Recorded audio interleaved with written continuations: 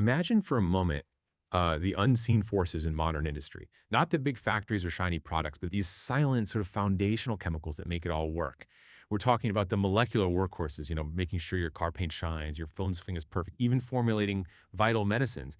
It's an industry you probably never think about, but it's absolutely key. Welcome to the deep dive. Today we're getting to the Global Ketone Solvents Market Report 2025-2033 from Cognitive Market Research. Our mission, well, it's to unpack the really fascinating growth story of these ketone-based solvents.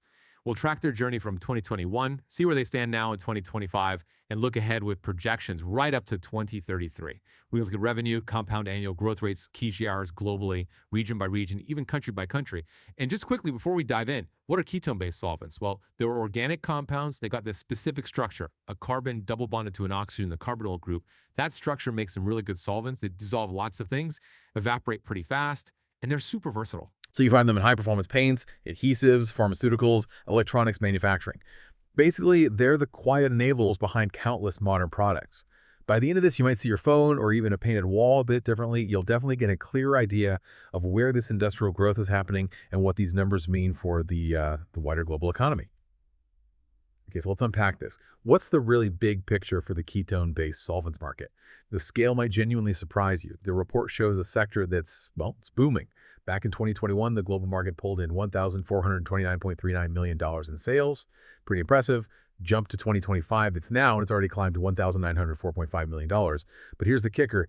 It's projected to hit a staggering $3,380.99 million by 2033. That translates to a strong compound annual growth rate, a CAGR of 7.438%. Yeah, and that 7.438%, that's not just a number. For something like ketone solvents, these established industrial chemicals, that's remarkably strong growth. What's really fascinating, I think, is that this isn't just, steady ticking along. The market's basically set to almost double globally within this decade. It tells us that core manufacturing sectors aren't just stable, they're actually expanding quite significantly. It points to sustained, widespread industrial investment around the world. This isn't some fleeting trend. It's deep-rooted growth. It shows really robust underlying demand across a whole mix of industries, coatings, pharma, electronics, you name it. It really highlights the critical, often unnoticed role these solvents play everywhere. That global scale is definitely undeniable. It really does show how essential these compounds are. But as we always find in these deep dives, the really interesting stuff is often in the regional details, the variations. So let's zoom in on North America. It gives us a solid base, but with some maybe surprising twists. Okay, North America. The report puts their revenue at $571.754 million back in 2021. By 2025, that rose to $749.421 million, and the projection for 2033, $1,288.16 million. So that's holding a pretty respectable CAGR of 7.005%. Now, digging into the countries. The U.S., as you'd probably expect, leads the pack, $461.977 million in 2021, projected to hit $1,027.05 million by 2033. That's growing at 6.883% CAGR. But here's where it gets interesting. Canada, while smaller overall, shows stronger momentum, a 7.671% CAGR. It goes from $68.039 million in 2021 up to a forecast of $165.013 million in 2033. Mexico's solid too, a 7.204% CAGR, expected to reach 96.883%. Why might that be happening within such a linked economic area? That's a great point, a really keen observation. The U.S. market is definitely bigger, no question, but Canada's faster growth, that's 7.671%, it strongly suggests a real concentration, a surge in specific industries that use a lot of these solvents. If you think about it, Canada has seen major investment in things like EV battery manufacturing, critical minerals processing. Both of those sectors are heavy users of specialized ketone solvents for things like purification, coating, preparing materials. So this focused industrial policy, maybe slightly different regulations compared to the U.S. for certain chemicals, or just new large-scale projects coming online, that could easily explain the difference. It seems like targeted industrial expansion, not just general growth. Right, that makes sense. Focusing on the specific industrial drivers in Canada clarifies it. Okay, let's hop across the Atlantic. Europe. Here, the picture for ketone solvents is much more varied, more nuanced. Less unified, more like a mosaic. Europe started at $307.31 million in 2021 revenue. That grew to $399.945 million by 2025. And the estimate for 2033 is $686.342 million. So the overall regional CJR is 6.984%. Pretty close to North America's, actually. But breaking it down by country really shows the diversity. Germany stands out. One of the highest growth rates in Europe, were really strong 7.717% CAGR, projected to reach $141.935 million by 2033. The UK also shows solid growth, 7.317% CAGR. Spain's performing well too, 7.294%. But then you see some real variations. Russia, for example, reported a slower 5.449% CAGR. That's the lowest among the main European countries highlighted, and tiny Luxembourg, starting around $3.38 million in 2021, has the lowest CAGR in Europe at 5.784%.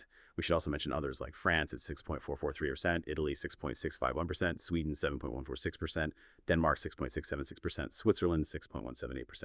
A real mix. Yeah, it really raises the question, doesn't it? What's driving such different speeds for the same product type across countries that are neighbors? You've got Germany powering ahead, likely pushed by its strong auto sector, chemicals, advanced manufacturing, all big solvent users.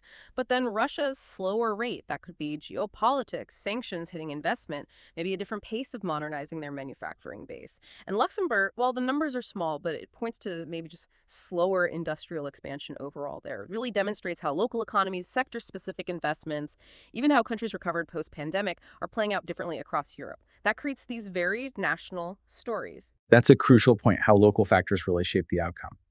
Okay, now for what many consider the main growth story, Asia-Pacific, this region consistently shows the highest regional CAGR in the report. It's a real powerhouse of industrial expansion. So starting from $381.646 million in 2021, the Asia-Pacific market hit $524.69 million in 2025. And it's projected to nearly double, hitting an impressive $994.012 million by 2033. This region has the highest regional CAGR overall, 8.314%, significantly faster than other parts of the world. And within Asia-Pacific, some of the numbers are just, well, eye-opening. India stands out with a massive 9.115% CAGR. That's actually the highest individual country growth rate in the entire report, projected to hit $165.006 million by 2033. But even faster look at Southeast Asia as a sub-region, an absolute blistering 9.193% CAGR. It rockets from $18.701 million in 2021 to $50.975 million by 2033. Taiwan follows closely at 7.999%, and we should also mention Japan at 7.689%, South Korea 7.647%, and Australia 7.129%. Still strong, but just highlighting the leaders there. So what does this all mean? When we talk about global economic shifts, emerging markets, the numbers from India and Southeast Asia are basically shouting at us. This growth isn't just big, it's a critical area to watch for anyone tracking global manufacturing trends. It feels like a major rebalancing. Oh, absolutely. The pace in Asia-Pacific, especially India and Southeast Asia, it's remarkable. These aren't just high numbers. They signal huge structural changes happening. Take India, for example. Its pharmaceutical industry, a major user of high-purity ketone solvents for making drugs, extractions it's experiencing explosive growth. Plus, their automotive and infrastructure sectors are booming too. And then Southeast Asia, think electronics manufacturing surging, textiles, particularly in places like Vietnam, Indonesia, Thailand.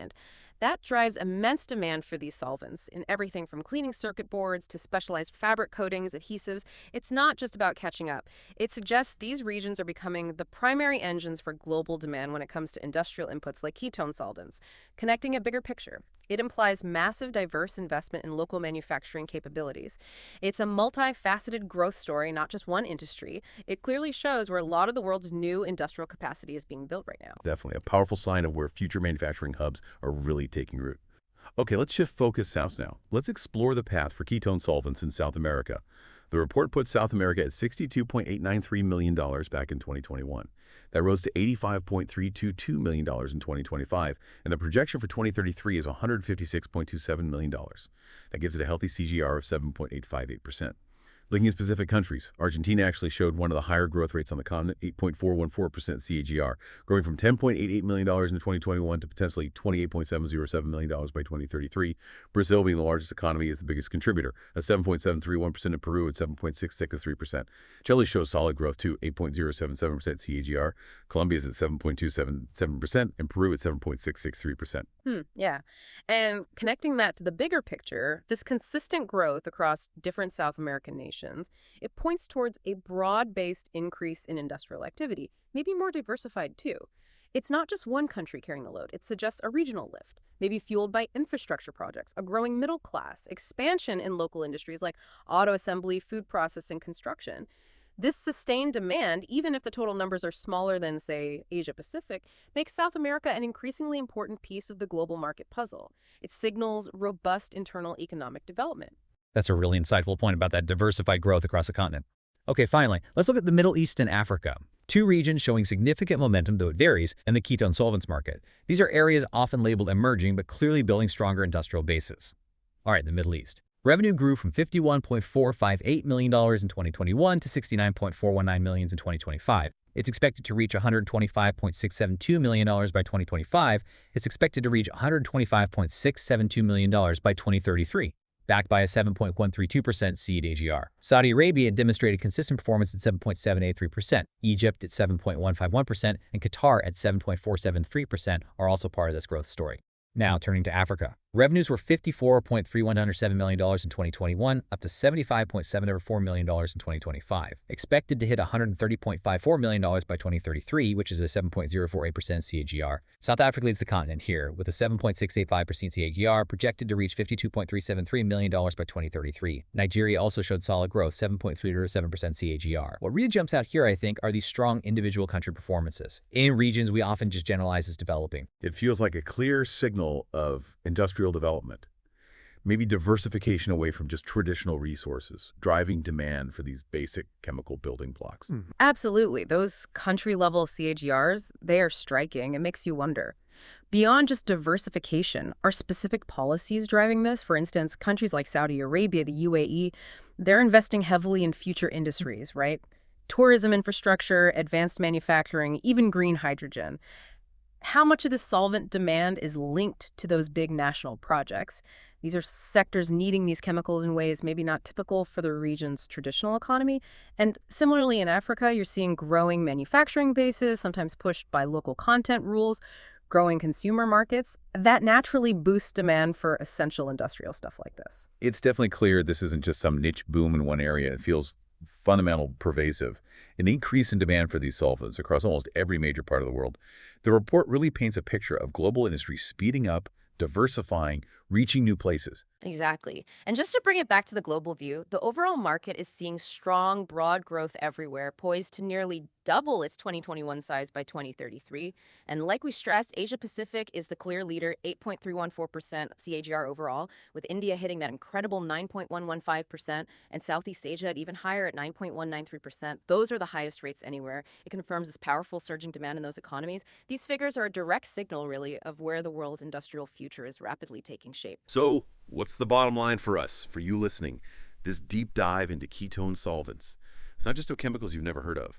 It's really a snapshot, a look under the hood at the hidden industrial engines powering so much of modern life. The paint on our walls, components in our phones, medicines, advanced materials. These solvents are foundational. And their steady, strong growth tells us a lot about where global manufacturing is going and where economic power might be shifting. We've seen how this essential industrial component, ketone-based solvents, isn't just growing, it's booming globally. That indicates healthy, widespread expansion in manufacturing sectors worldwide, a powerful undercurrent. So here's a thought to leave you with. Given this consistent broad growth of such a basic industrial input across so many different economies, what profound shifts might we expect in global manufacturing supply chains, especially as places like Asia-Pacific keep accelerating at this incredible pace? That really is the million-dollar question, isn't it? This kind of fundamental growth suggests, well, deeper integration, deeper reliance on these materials. Could it mean more manufacturing moving into these high-growth regions? Shorter, maybe more resilient supply chains? Perhaps entirely new ones forming? And it also definitely signals a growing need for innovation around sustainability. As demand skyrockets, the pressure to find greener ketone solvents or better recycling methods, that's only going to intensify. Absolutely. The story of ketone solvents, it's not just chemistry. It's about global development, economic shifts, and that constant push for innovation. Keep exploring, keep questioning, and keep diving deep into the fascinating world around you. Thanks for joining us for this deep dive.